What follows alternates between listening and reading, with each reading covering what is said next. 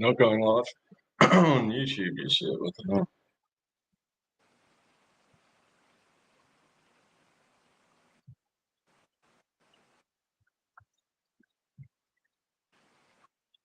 Here we are.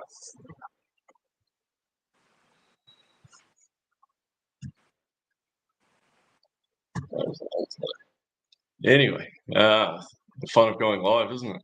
Oh, yes. My name is Mitchell Legg, and welcome to a live edition of the Great Divide podcast. We're here with Shaun Guzman-Thacker. Probably butchered that.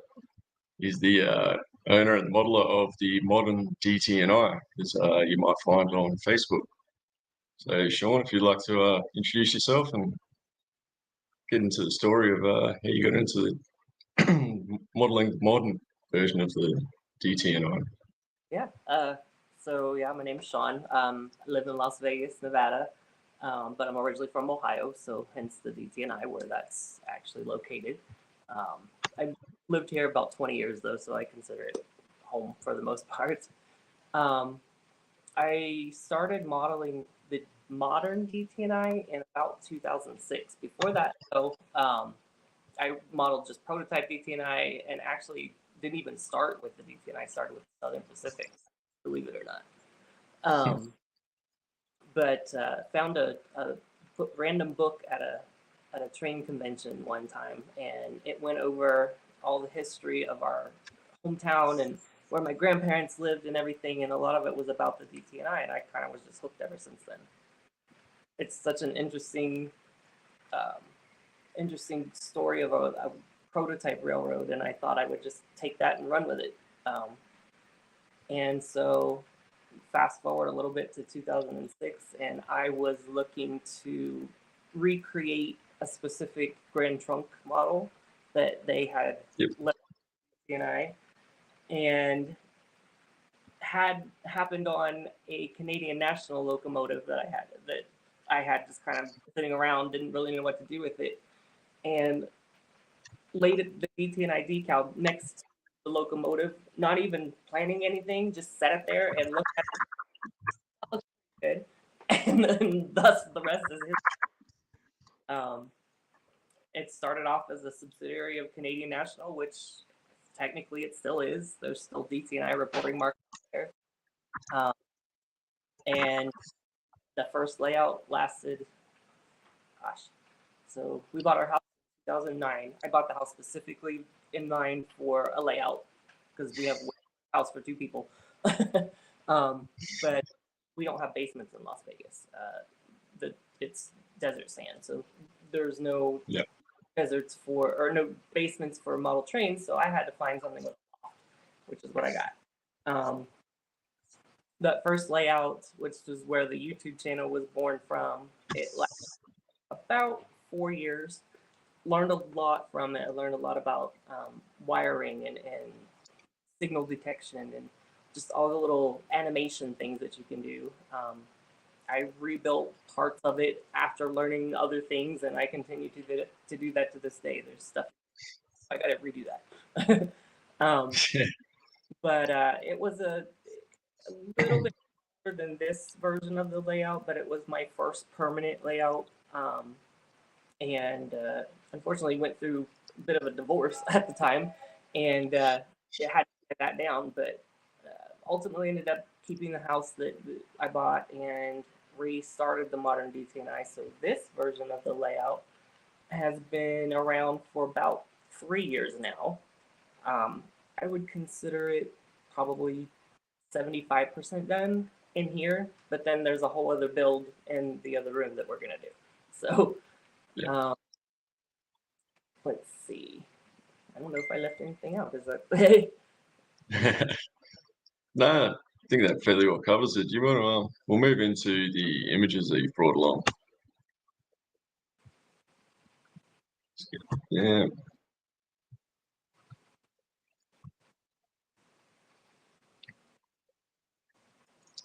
So obviously you started off with DT&I. It's got a very distinctive look, as it was wearing that very sort of, it's almost bright, but kind of like a deep orange. Interesting story behind that too. when they transitioned to diesel from steam, their first two locomotives were NW2s, and they were black. And the first like 2 weeks or something, they got into like 10 grade crossing accidents because people didn't think they were moving.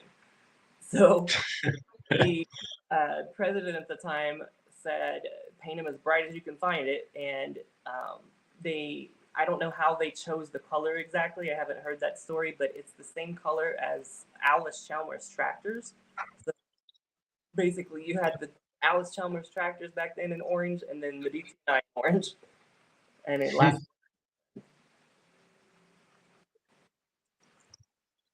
Yeah, well, looking at this picture here, we've got clearly a DT&I locomotive, but it seems to be wearing Grand Trunk colours.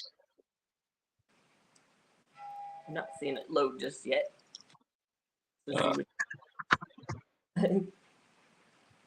Joys of doing this live. Actually showing up. Oh, come on. Take two.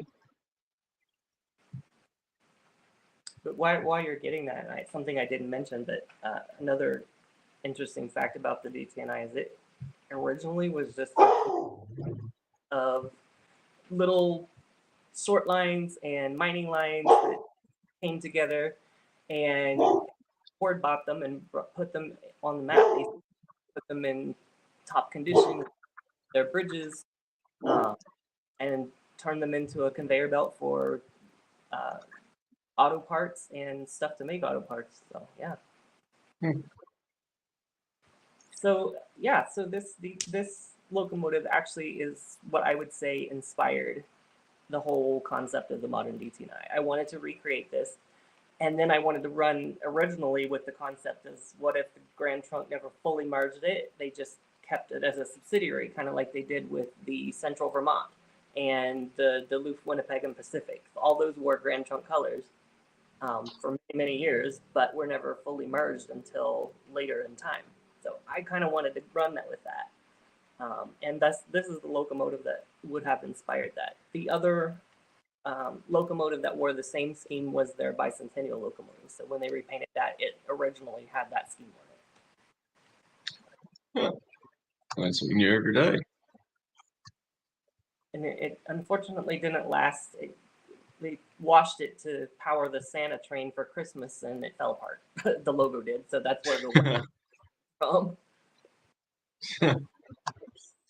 So there's the white stencils that I just mentioned, and interestingly enough, that location you can't really see the building there, but it's this depot, what that's modeled after. So,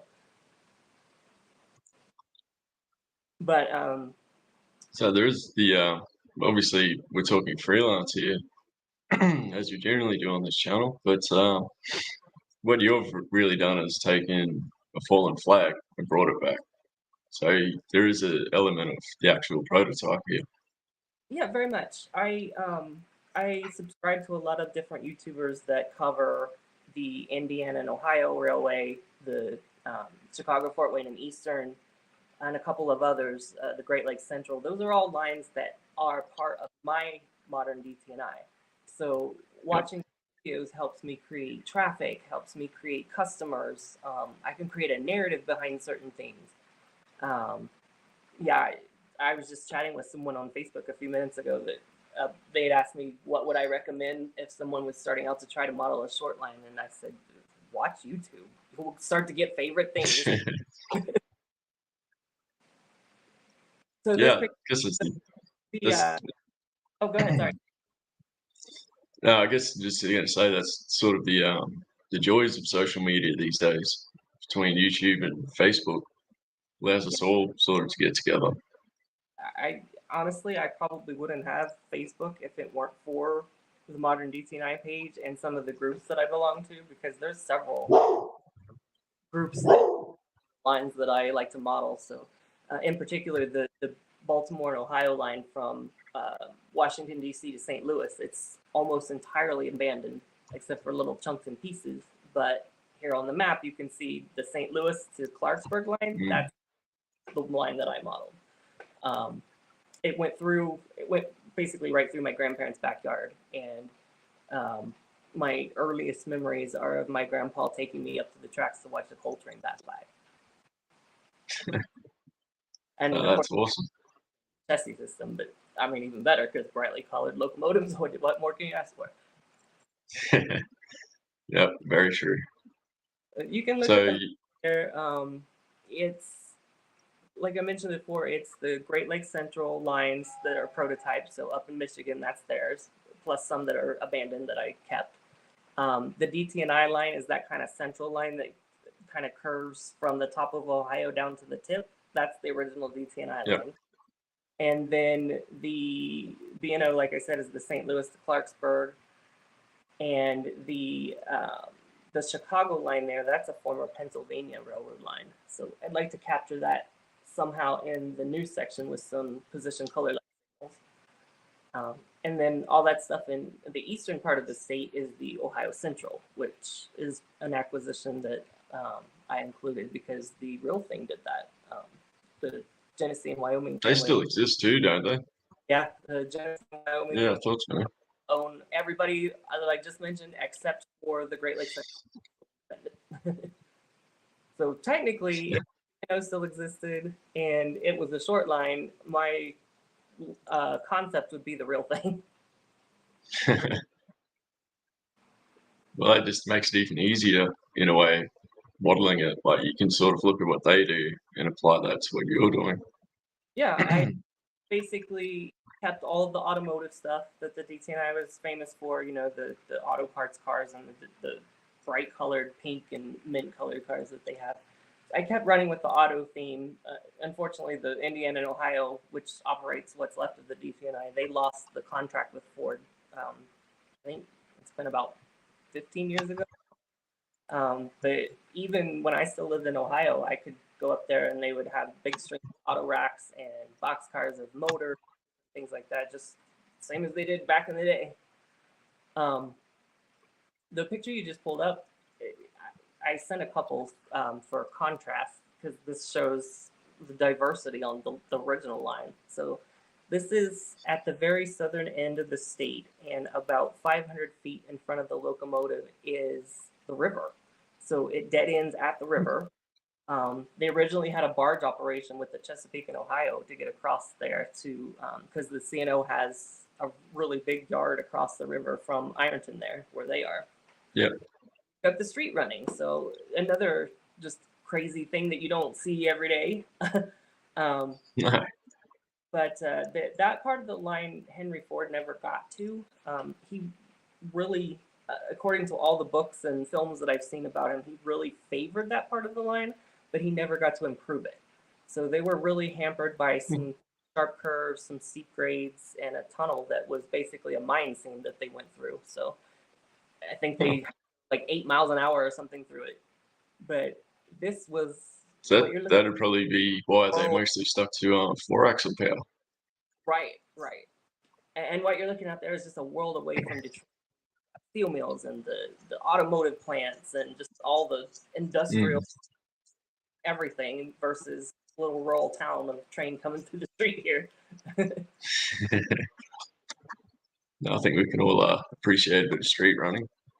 Yeah, here's your track plan. Yeah, that's basically it. There's a little bit changed since I drew that. I wish I had a better track planning drawing, or I should say the time to learn one. But that's basically it. Now, when I do the second section, which is coming up here later this summer, it like I said, it's going to go into the other room. So that whole middle like peninsula piece will become a branch, and then the line up in the top right corner will go through the wall there and back around to the bottom middle where that crossing is.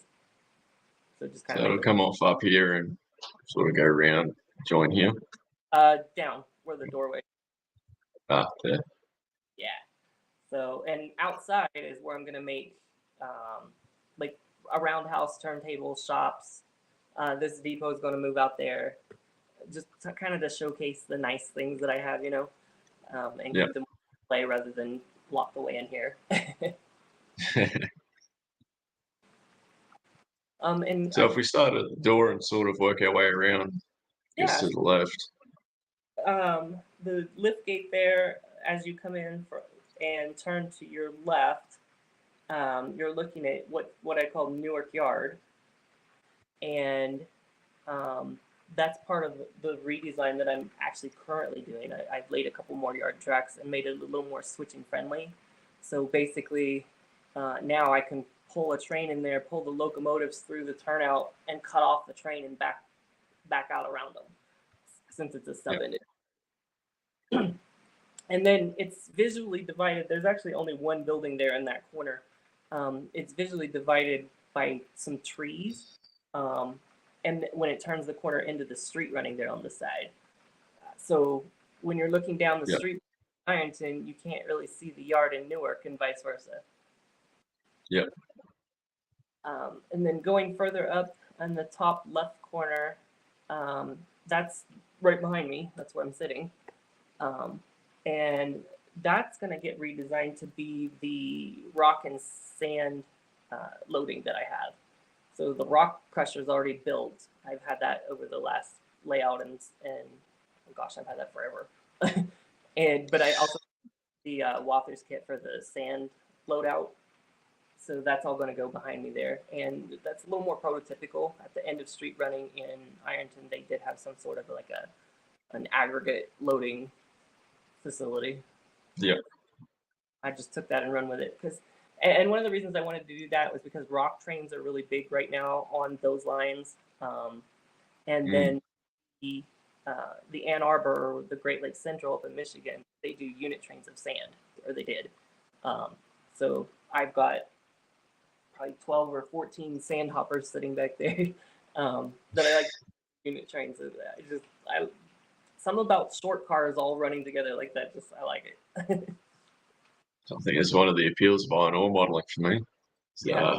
Long trains and just short little cars.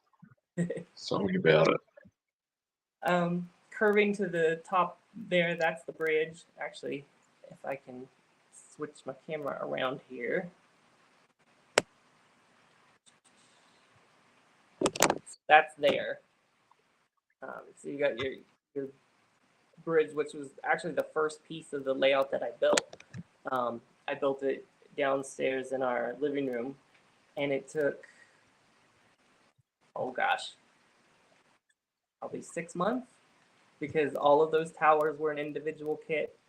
All the on top of them were an individual kit. I kit bashed the middle piece, which is the span over the creek.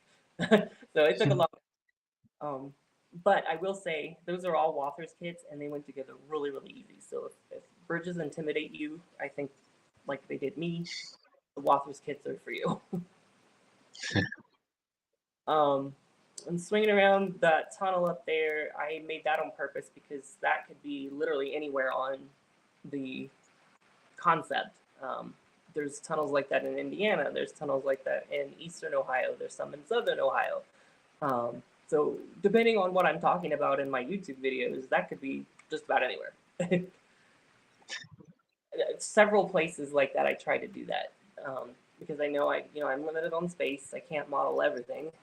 None of us can unless you're lucky enough to have like a warehouse. Multi-purpose spaces, if you will. Swinging around that is where the new part's going to come off. So basically, if you just draw a straight line from along the back wall there and go out the other wall, that's where that's off of. And I'm going to put an interlocking tower, the interchange yard, and then of course the grain yard is right there in the middle. So that'll all turn out into sort of a nice, I wouldn't say city, but larger town scene. And that'll sort of be its own branch line, will it? Yeah, so that'll start the branch line coming out here to the middle. The grain elevator will be the main customer, and that's something that I can hopefully run point to point when the second part of the build is finished. I'll be able to run it from staging to the grain yard and back. The other customer there is a propane dealer, and I'm planning on adding a third spur for fertilizer. Fertilizer dealer. right next to the grain elevator. You see that fairly frequently, and the elevator that I base it on is in Uniopolis, Ohio. Yep. There's a bunch of different styles of elevators in there. There's the older wooden ones, some smaller concrete ones, and then the modern concrete ones are in there. And I like the mix of buildings. And they also have a fertilizer dealer on site. So I thought that would be a cool little thing to add, just a little one-car spur for switching. And something you're not seeing on the layout yet that is planned is the backdrop. So that thick black line through the middle of the center there is going to be the backdrop. So you won't be able to over either side of that, because the backdrop that I currently have is 30 inches tall. So it's pretty up there. But I think that works, especially with the bridge. When I'm shooting lower angles up towards the train, I don't have to fight as much to keep the edge of the backdrop out of the shot. So I try to keep that kind of when I was designing. No, you definitely thought about this quite a lot. Say that again? You've definitely been thinking about this quite a lot. And I don't think that I would have had I not started the YouTube channel with the last layout. That room in there, so I'm in a spare bedroom, and the old layout was in the loft, which is just adjacent here where the new part's going to be. There's 4 overhead lights and a fan in there, and it just was not sufficient for. That was something I tried to keep in mind when I designed this room. So over top of me is 24 spotlights that all can color change and be patterns and everything like that. It's hell on our Wi-Fi, but it's worth it. But back to the track plan there, it's swinging around the other side of the center. That's Thackeray, which is the video that I did last week. So that's where the lumber yard is, the depot, the passing siding, that church is up in the corner there. And then the little trailer with the working TV that everybody loves is down in the corner next to the lift. And yeah, that brings us back to the other side. That beginning part of Newark Yard there is somewhat prototypical. The B&O and the Pennsylvania crossed in Newark, and they had what's known as a tilting target signal, which I am working on building. And it's basically a semaphore that is mounted in the center rather on one end, and vertical allows one line to pass. And so it's like a seesaw kind of thing. Basically, yeah. And the usually the less busy railroad is the ones for operating it, and the busier railroad just has clearance through there at a limited speed. So I've got the pieces, and it's a tiny, tiny little kit, and I'm not really good with that, but I'm working on it. But I operates both of those lines now, and they still use that target signal. So that's somewhat prototypical right there. No, that's awesome. You guys have probably noticed a lot of Southern Pacific in my videos recently. I'm trying to work on building that up a little bit, because not only is one of my best friends a modeler of Southern Pacific, but it's prototypical too. It wouldn't be Frank Sabo, would it? It is, yeah. Mm-hmm. So yeah, he's quite a bit too. Southern Pacific, and so we've been good friends for quite a while. But it's also prototypical. So I wanted to share that picture specifically because it shows a Southern Pacific train coming from St. Louis into Cincinnati, which is exactly what I wanted to capture. I took it a little bit further and opened a auto sorting center up in Lima, which is basically a crew change away from Cincinnati. And so all of my auto traffic gets sorted and rerouted there, because from there they can go either south or west to Chicago, or south and then over to St. Louis. So good middle point to sort everything. So, but Southern Pacific comes into play a lot because they service the big Ford facility in Kansas City. So a lot of the traffic that I send out of Detroit goes to Kansas City, and present day Norfolk Southern handles that. Well, I decided to steal it.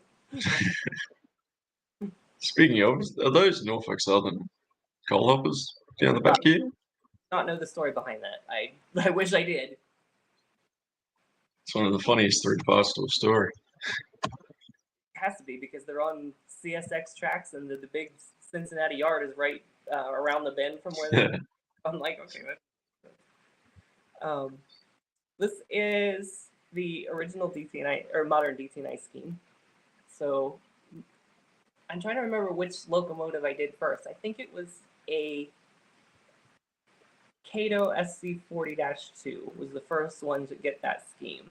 I'm pretty sure, but it's been on everything from GP7s all the way up to SC70Ms. So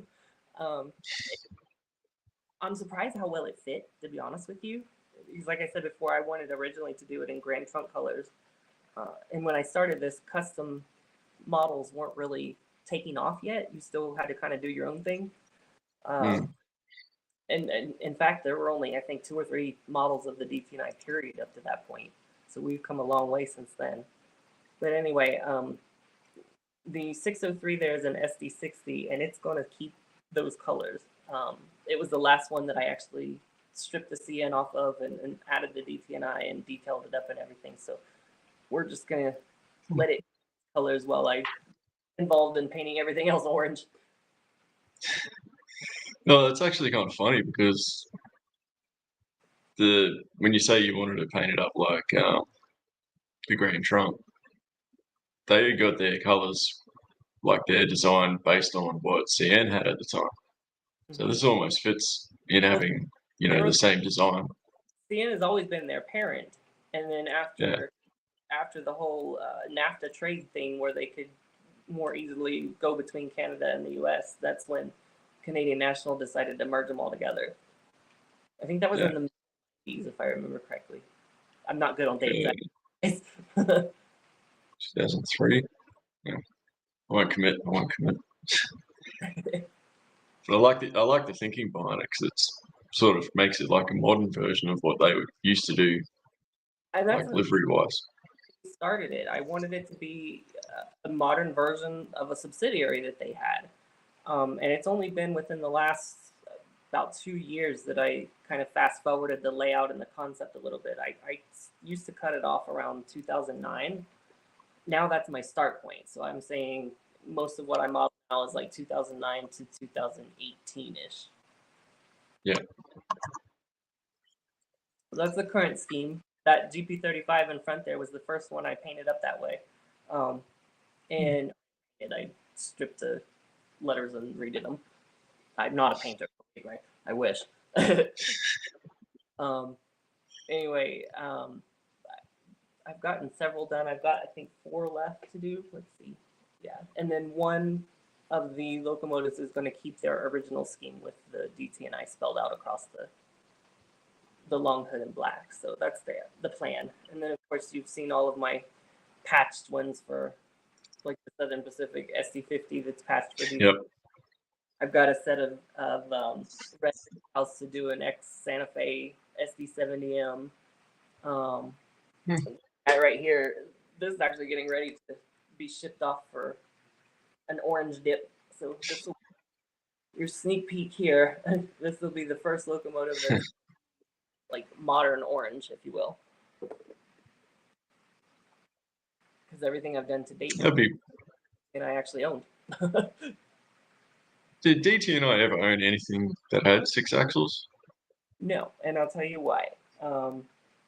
From Springfield, which is in about the middle of Ohio, to Jackson, which is where my grandparents live, is sort of a transition between plains and foothills of the Appalachian Mountains.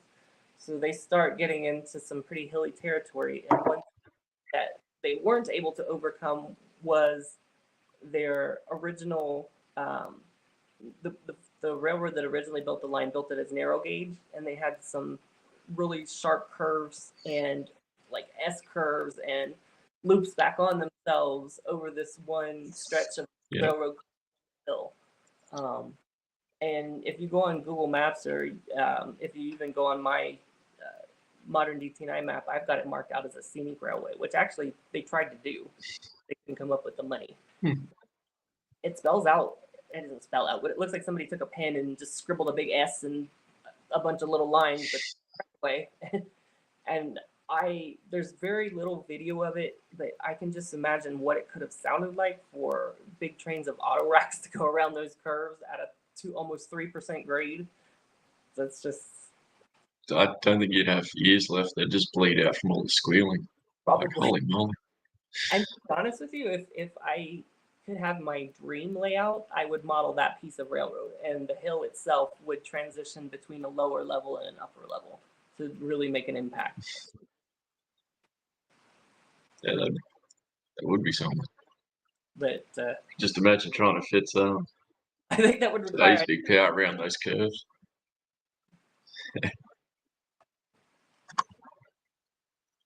Here's 1770. This was the bicentennial scheme, was it not? This was the one in the street running picture earlier. So remember I mentioned I did town, and here we are at a dirty old steel mill up in Detroit. So I just nice when you cross the railroad like that. And in case you're wondering, I kept the 1776 as bicentennial. It doesn't get repainted, so it's part of my excursion lines power, if you will. Just being refreshed. Yes. And I did try, I included, I know it's an eBay. Oh yeah, the watermark. Apologies for that, but it's a rare picture, so I had to snag it and save it. But I try to base, like if I'm doing modernized cars, I try to base it on what they would have done. And there's only a couple of years, like 1978 to 1981, that were independent enough to have done what you're looking at there. After that, Grand Trunk took over, and there was no more modernizing of the DT&I, if you will. It was more of a merger. But anytime I see something like that, like a boxcar like this, I have plans to do the big 86-foot cars that will look like that. There's one about to come by me right here that I did that looks a lot like that here. So I stuck that logo there and timing. And yeah, I just try to think about what the traffic is now, what it was then. Could it have stayed if it was better managed? What would the cars look like in a modern sense? Apparently, I do a good job with it because I get asked about it all the time. But I enjoy recreating stuff that I see. So I'm forever watching YouTube videos and creating them myself. You guys probably remember, if you followed me at all, I did a video a while back about frozen foods. This is the one DT&I car that I wish was modeled, or I wish was produced, that is not out there yet. It's just a quirky little car. They had a whole bunch of them. They were from Fruit Growers Express, which is mainly known for transporting stuff from the west to the east. But these guys served a Campbell's soup plant up near Toledo, and basically hauled in pork to put in the cans of beans, and hauled out the finished cans of Campbell's soup and beans. But nobody makes that car. Sad about it. If you're out there and you're a manufacturer, please make this car. But again, it's one that was their last few years of existence, and they painted it yellow to color coordinate it that it was, or call out that's not a standard boxcar. There's something special in here, which they tended to do. If you know in fact, can I grab them? Yeah, hang on a second.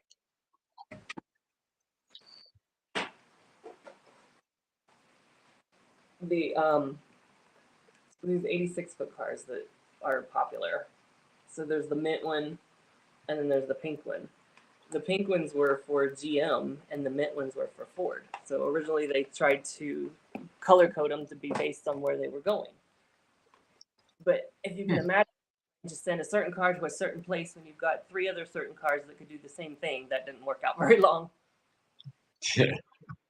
The pink ones lasted a long time. I actually saw, the last time I was in Detroit, I saw one, and that was 2014. There's a lot of old cars I've noticed that have actually hung on and stayed original. I Uh, mean, Frank shows me enough SP cars still around. did you say locomotives or cars? Rolling stock cars. Uh, there were, I don't know of any to date. As of 2018, which is kind of my cutoff point, there were a handful of gondolas still out there, and a few auto parts box cars. That's all that I know of. There are still some Grand Trunk box cars out there that carry DT&I reporting marks, so it's still technically a real railroad. However, I don't think that they recognize it as an entity. We did like a copyright search on it to see if if I could do like hats and not get a copyright claim, and we couldn't find anything. So who knows? Why not just let it lapse? Yeah, it's probably true. It's probably true. The picture you just brought up is interesting too. The DT&I was sort of an innovator. They were responsible for developing a lot of styles of coil cars. They experimented with covered auto racks before that became a thing. They did a lot of intermodal experiments as well. They actually had 40-foot containers on flat cars before that was a popular thing. And I wanted to include those because I thought that was uh, a neat take on the logo that they did there. It's a different font on a different color. And I'm trying to replicate that in such a way. I'm currently trying to figure out if I can turn the modern logo into a stencil because they were big on that. They had just big paint stencils that they would take and spray paint the cars to put the logos on them rather than slapping on a decal. So if I can turn that Starburst logo into a stencil, watch out. I think you might be up against it there. That seems like a tough one. I'm not good at that. I'm better at creating things that I can see. I can't imagine. You know what I mean? Yeah. And I wanted to include this picture. I was talking about it earlier, but right to the left of the crossing there, about 500 feet up, is where my grandparents live. So literally the backyard. And my first exposure to the signals, the color position light signals, and they were approach lit. So if the train was coming, they were lit up. So I would always look, as we were driving by when I was a little kid. And of course, my grandpa would take me up, and we would stand there at the corner where the one signal is and just watch the trains. So that's kind of where love of the hobby began. But those tracks are still there. They're more of a stub-ended branch line now than anything. But at one time, they carried passenger trains, like passenger trains in Washington, D.C., St. Louis. So a lot of history there. Sorry, I'm just thought I might bring up your Facebook page. Oh, you're good.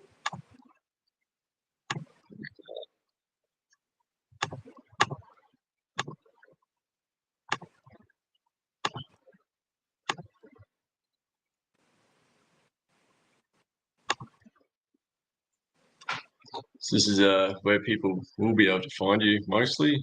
It's the modern DT&I. Yep, I've got Over it. 1,000 followers. I've got it hashtagged modern DT&I on all social media. So even like I have a TikTok and it's just my personal TikTok for mostly my outside stuff. But sometimes I'll put trains on because the filters make it look cool. But if you just search hashtag modern DT&I, you'll find it on any like YouTube, Facebook, Instagram. And obviously you got a link to your YouTube. Yep. No one else subscribed. Fix that. There we go. And, diligently trying to grow that channel just because I know once it hits a certain threshold, I can I get access to certain things like background music and different creator tools like that, which I'm not real great at right now. I use iMovie, which is, I guess, for the dummies, but it works. I'm very low quality myself anyway. Over other things right now is because I can layer up to 4 sounds. So when I do the dubbing, I can layer a background of nature over a background of a prime mover over a specific air horn. Yeah, I'm not even to that point yet. It's for whatever reason, iMovie makes it simple. It's intuitive to me, but I've seen other things and I'm like, okay, I'm gonna have to take classes, I think. Sort of photo of Newark Yard. Yeah, so the plan is to put that target signal sort of down in the corner there with that yellow bush thing. So that's where that will be, and then there's an etched stop sign on either side of that for the lesser used line. So the line in the middle there that crosses kind of corner to corner, that's the start of the branch line. So it'll be the lesser used. So they'll have to stop, throw the signal, go across, and then put the signal back.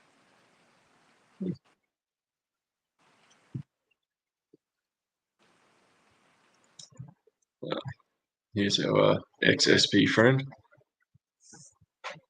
I gotta hand it to those Wathers SC50s and 60s. They are probably, I can leave them run for hours and hours and nothing will happen to them. They're just extremely reliable.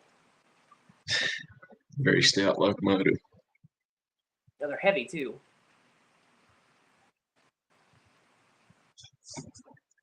It's the bridge that you built, the wildest kids. And your kit bash section in the middle. Yep, you're almost end to end there in that picture. So there's another 2 sections in front of the locomotive. And it's about 7 people. In fact, It's definitely an impressive structure there.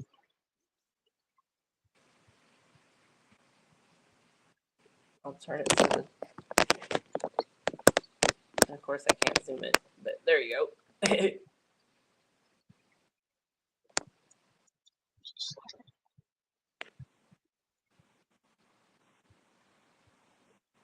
You can kind of see how many cars are on it there. The end of it's right where the reefers are crossing now.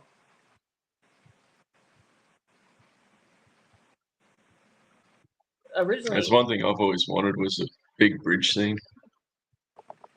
Honestly, I struggled with it because it took up so much room. If you look at every other wall, they've got room for switching and different things, but this particular piece is, I don't know. I built it so if I ever move, I can take it out of there. It just was a labor of love, and I really like how it turned out. It's not quite finished, I'll be honest with you. The walkway isn't there yet, and I don't know a good kit. I'm sorry, I'm trying to switch the camera back. I don't know a good kit out there to build the modernized sort of walkway, because before it had just, the ties would extend out and it had like wood planked handrail. Got rid of that probably, I don't know, 10, 12 years ago and replaced it with the modern like steel cable kind.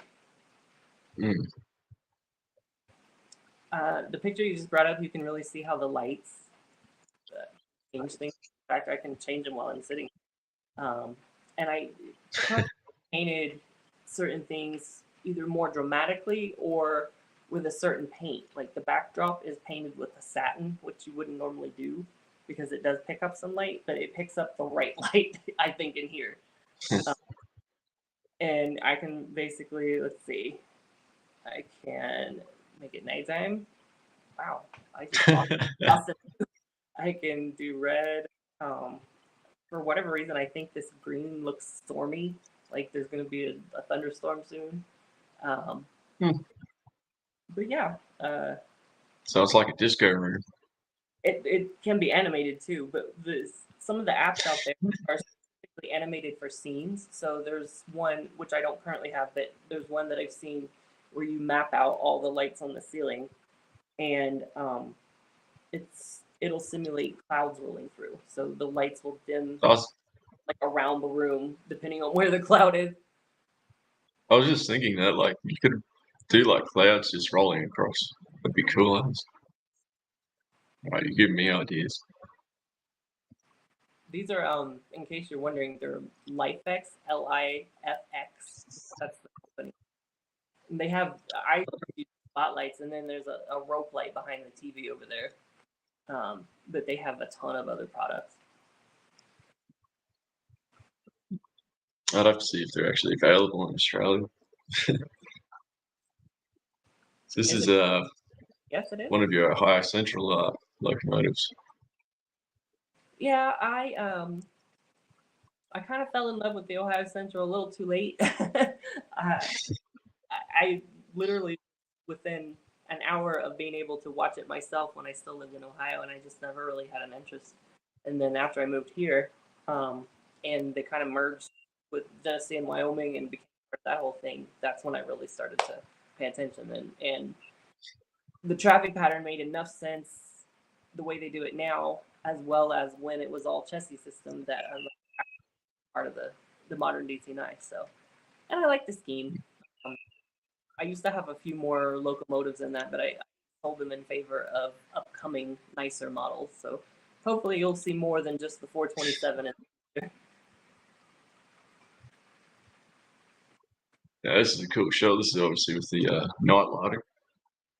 Right. So that's looking up in the corner there. That's where the new extension is going to be. So that instead of being a depot up there, you'll be looking down at an interlocking tower, and the red signals for the diamond, and then I'm planning on having some other signal just in front there where they can run into the interchange. Yeah.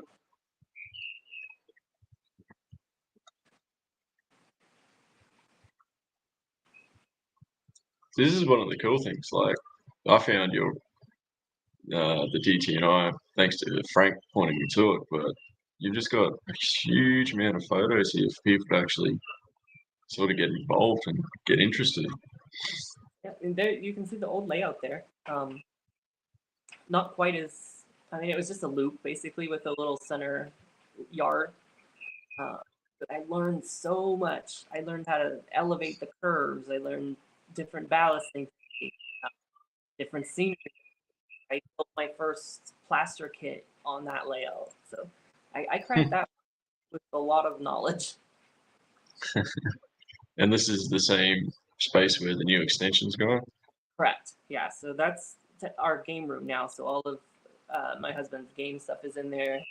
PlayStation, his books, figures, things like that.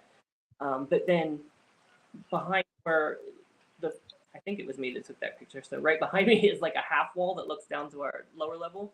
And that's where I'm going to build the roundhouse, the shops, the yard, and just have some, put my nicer locomotives out there for display.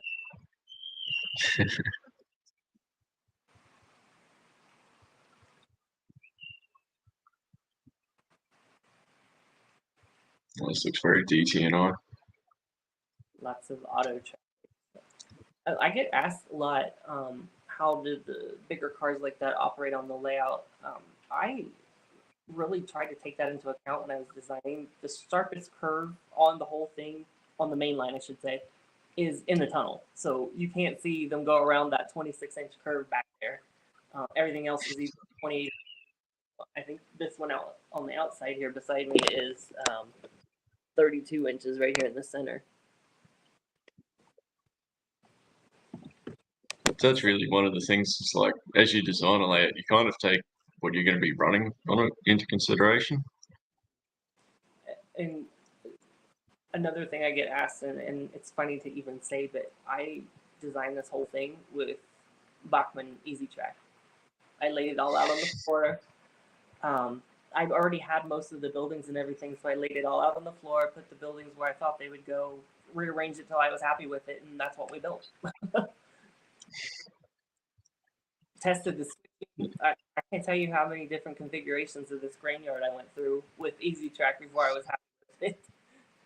Because I'm not real big on operations. I don't know a lot about it. And there's not really any clubs or anything like that out here in Las Vegas. I've been to a couple in Michigan with some friends.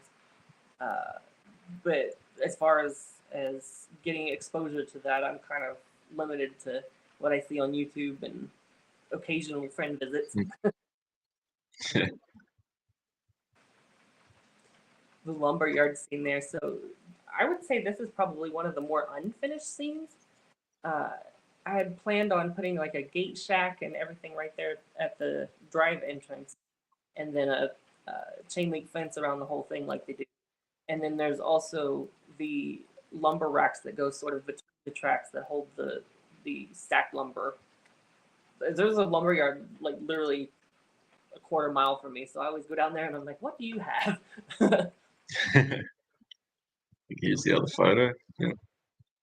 So where all those stacked lumber is there in the middle, that actually will end up being racks of lumber, kind of like the buildings have. Yep. And then of course lights and other figures and different things like that. That's all. I try to get it to a point where you can look at everything and it looks sort of done, but then I go back and add all the little stuff. Was this loading dock in the other photo? Slightly what? I'm sorry. No, I just noticed the loading dock. I did notice it in the other photo. A lot Yeah, of the so from Instagram, so it's probably the filter on Instagram. no, there's a more zoomed out view. Yeah, yeah. And you can see how I did the pine trees there on the one lower part of that. That was also on purpose because when you look at the depot, um, if I'm just filming straight from there, you can't necessarily look back at the lumberyard. So they stay separate that way. So if I wanted to say we're somewhere in eastern Ohio switching a lumberyard, I just have to avoid looking at the depot. And is this sort of line through the middle here where the backdrop's going? Yes. So we purposely left a slot in the foam and a supporting plywood there. It's going to be two-sided.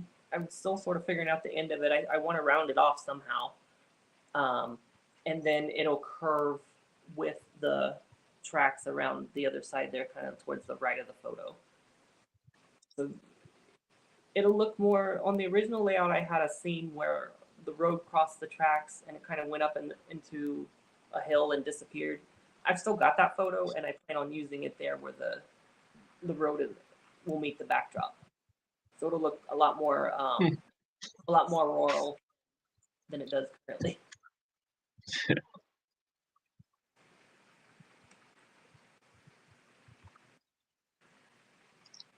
This is a good difference between the old DT&I and the new DT&I as it was. Yeah.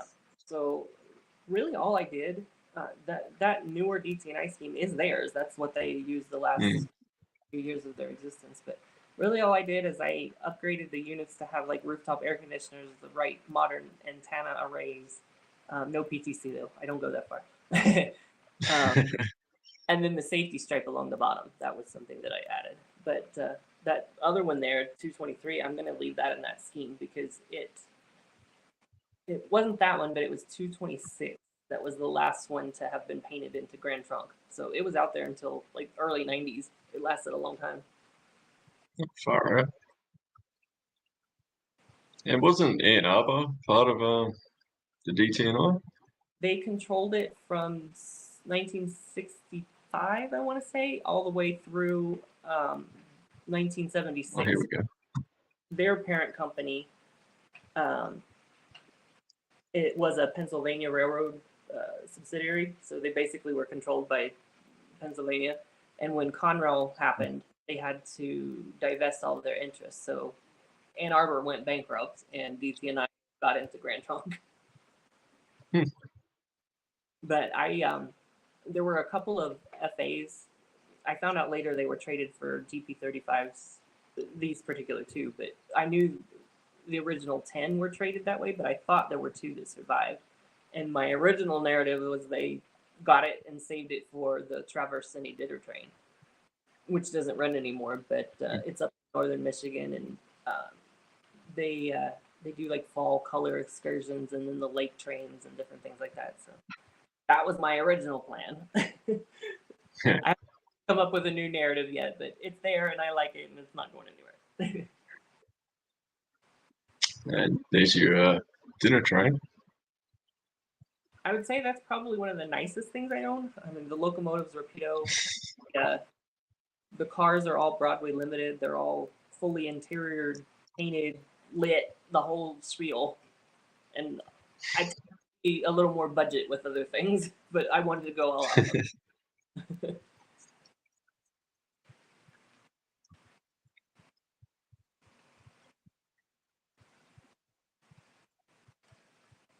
Sorry, I'm just getting caught up because I've like obviously looked through here before, but I'm looking for things and it's like, oh no, never actually noticed that before. And you guys still run cabooses?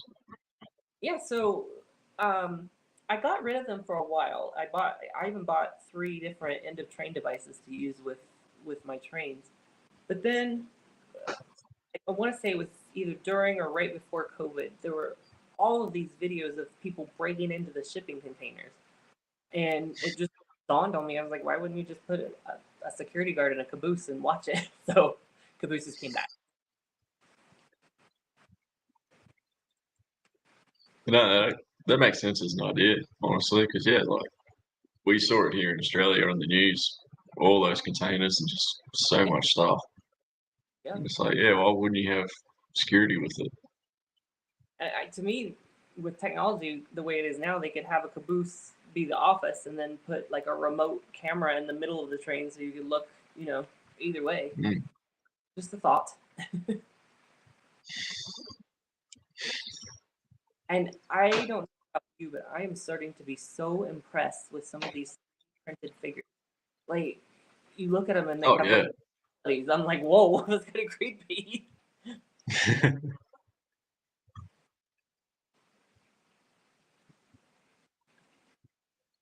definitely get a lot of good shots out of that bridge.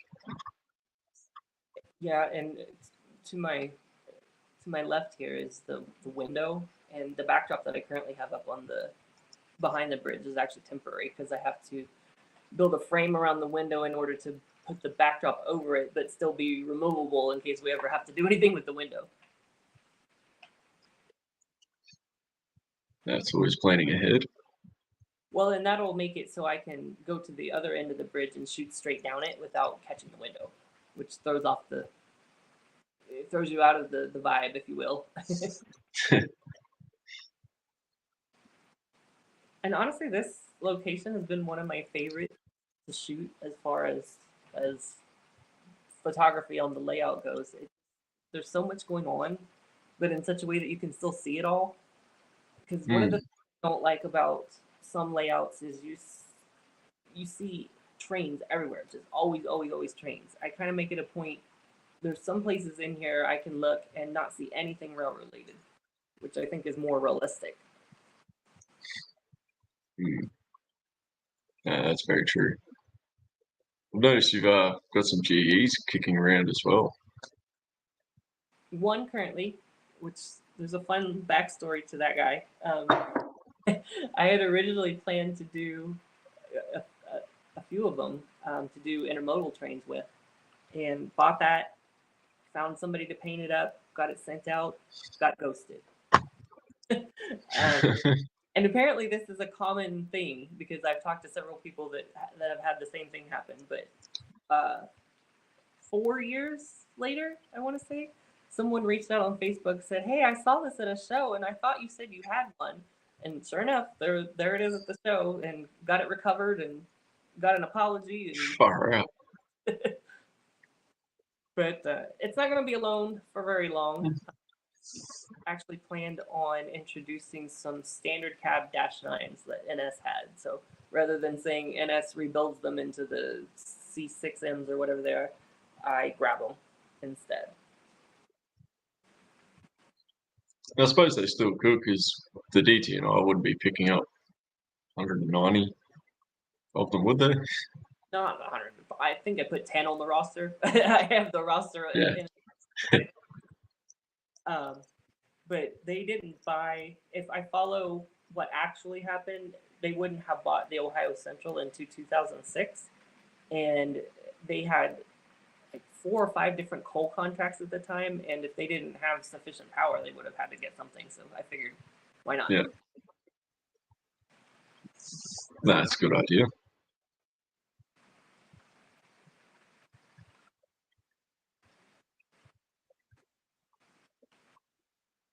Bit of DT&I coal. We have two different kinds of coal right now.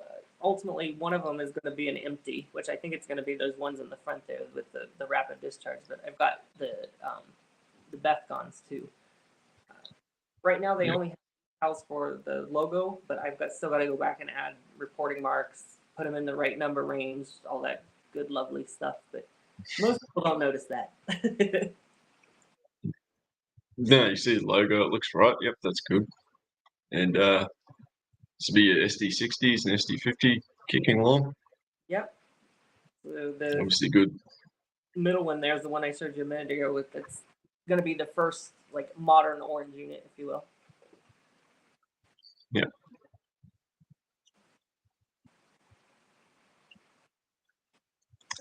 Yet again, another good bridge scene showing off the number 800 there. I didn't actually realise it was a B48, B39. B40-8.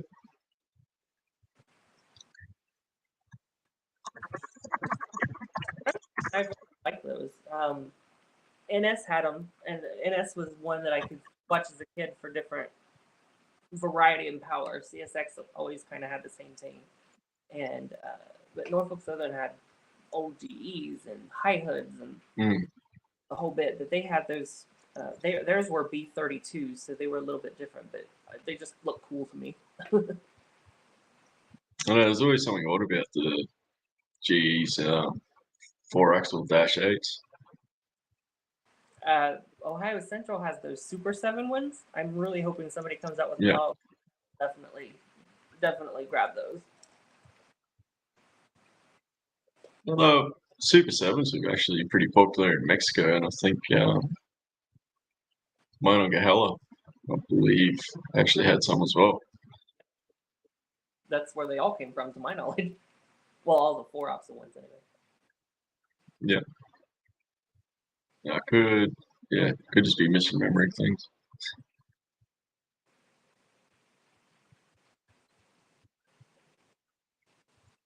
When I did the grain yard, This is over at the grain yard.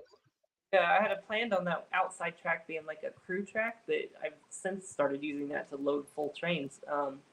And I'm only, let's see, three cars shy of filling the yard now, so I can get usually about 20 cars on the train is doable for operation wise. I can run a lot more, but if I do that, you can't make meets and different things like that.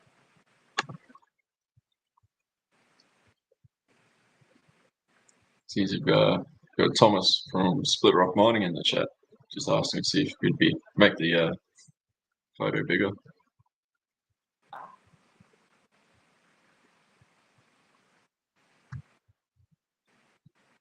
It just tends to reside. Did notice there's a few shots of the SD60E here. I sold him recently. I thought he was just a bit too far into the future. Even though I say 2018, those didn't really start showing up all over the place until right around then. So I would rather have older NS power like the high hoods, the Dash 9s, those things. So that's in the works. The 60Es definitely have a unique look too. I've never really managed to get my head around it. Those are some interesting cabs. Apparently, they're not great for crews, from what I hear.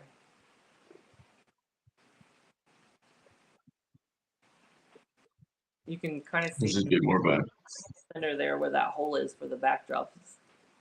That photo makes it make more sense. Yeah, right in there. And you can see my storage there too. I get asked about that a lot. Those are just shoe racks, and cars all the way up to my passenger cars fit in there. The auto racks don't, but I've got them in another kind of a closet organizer that I can sit them sideways. Yeah, I think we've all got our own little tips and tricks with storage because I've got something very similar. Cube's about large enough to have about 4 locomotives sideways. Yeah. That's sort of a similar thing. Never thought to steal the shoe rack off the missus though.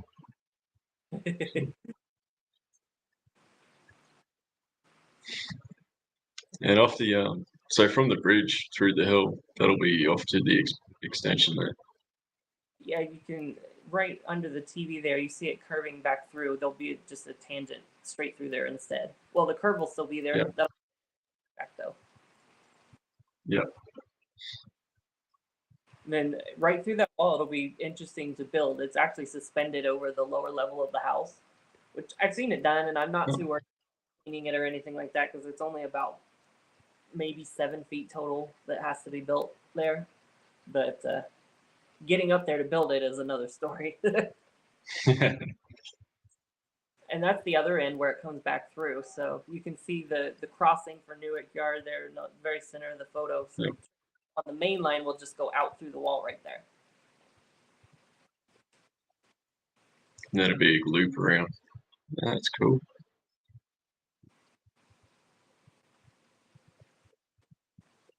I was a little worried I wasn't going to be able to do it because that's a bulkhead where the furnace ducts are, but it's tucked far enough back in there that I can get. This is your swing bridge, lift bridge. My friend Carl is the one that basically designed and built all of this with me. I showed him what I had laid out on the floor, and he said okay, and came back and built. um, he's the one that actually figured out how to make this work as well as it does. We had a couple of different iterations of it, and finally he landed on this. And I've rebuilt the tracks over it a few times, but that's only because there's a curve in it, and I have to be really precise. If any of you out there ever run into anything like that, the trick to putting a curve on a lift section is to angle your cut. Through the tracks.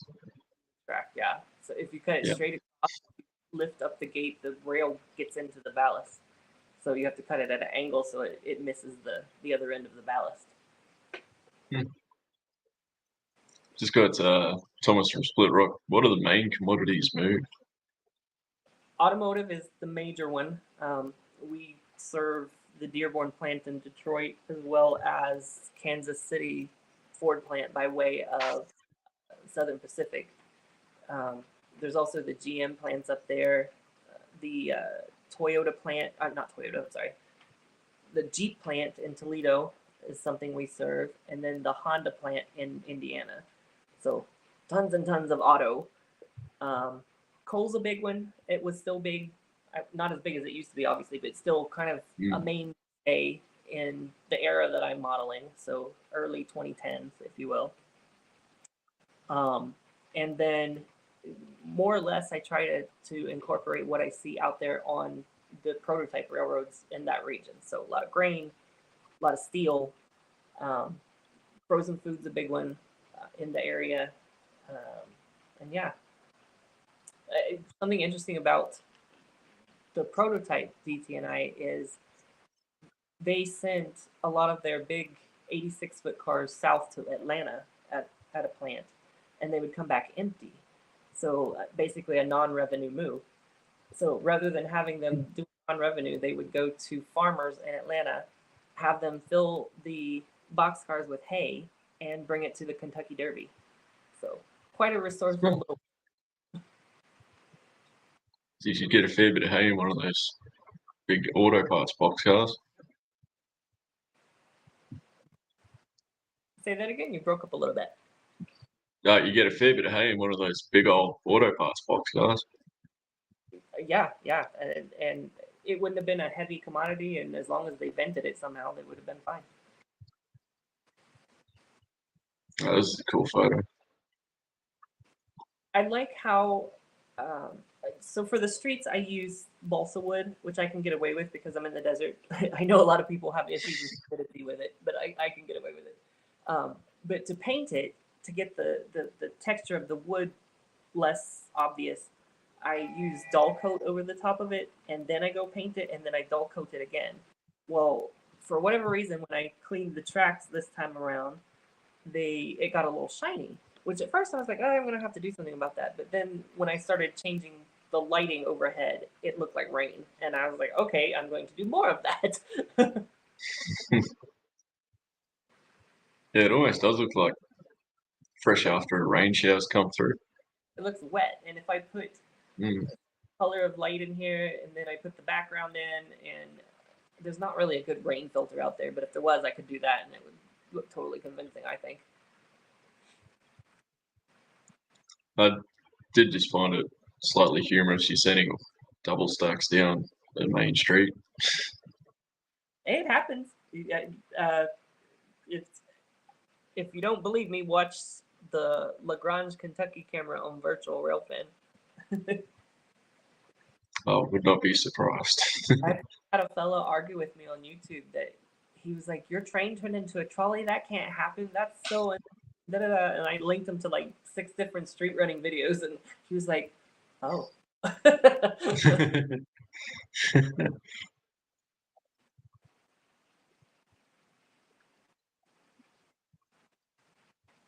Yeah, you're definitely right. That lighting that does sort of bring it out as being in a storm, cloudy. Yeah, and I can. It doesn't have to be a solid color either. I can put. I think for this particular photo, I put the lights behind me in a more of a red hue, so that's how the train was lit. But then the background was blue, so that's what caused that to look that way. It looks almost like ominous, especially with all the city lights in the background that you can see. And that's another kind of hobby of mine. I actually started in college to be a meteorologist. I wanted to be a storm chaser, but be my downfall. You're looking. No, you can see more of that slot there. Yeah, you can see the slot there, and then the lower left is where the track will go straight through the wall there, and then come back up there under that W whistle post sign. That also gives you a good view of the lighting. So I do have the ceiling fan in here, which has the same bulbs, and then the track lighting all the way around the room. Yeah, that's cool. And you got, like we all do, a bunch of old logos. Yeah, my grandfather made those actually. So the pictures, there's photos that a friend of mine gave me, but all of those metal signs my grandfather made for me. So I like to keep those up. Oh, that's even cool. You can see what I was talking about. If you look through the door there, you can kind of make out the half wall. That's where all of that scene will be. So that on top of the half wall. I think it needs to go up by, if I remember correctly, 5 inches. So we'll extend it up and then, basically build a platform on top of there.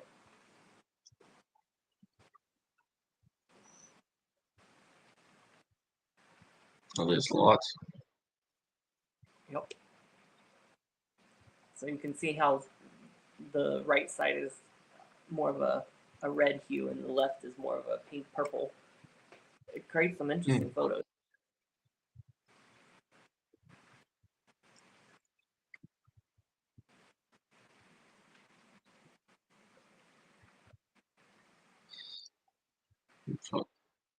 Just looked at the time, and I think we might look at wrapping it up here. Definitely have you back on for another. Maybe we'll look at the layout when you've got some more updates along for us. Yeah. But it was good to have you on, Shaun. Definitely. So Las Vegas modeling season is summer because you can't go outside in triple degree heat. So I look forward to getting started on that here in the next couple of months. Start sharing more layout updates versus just run by videos. No, it's cool. And for the people watching, obviously check out Shaun's Facebook page for the modern DT&I and his YouTube channel. Awesome. And Thanks for having me. I appreciate it. It's nice to get to talk trains. There's not very many people that you get to do. Not very many people I get to do that with out here, so it's nice to talk it. I sort of seem to be in the same boat, which is kind of why I've started doing. Well, when I originally did start doing podcasts like this, just didn't really have like people you could sit down and talk to, so I kind of understand that. No, thank you, Shaun, and thank you for those watching. Thank you.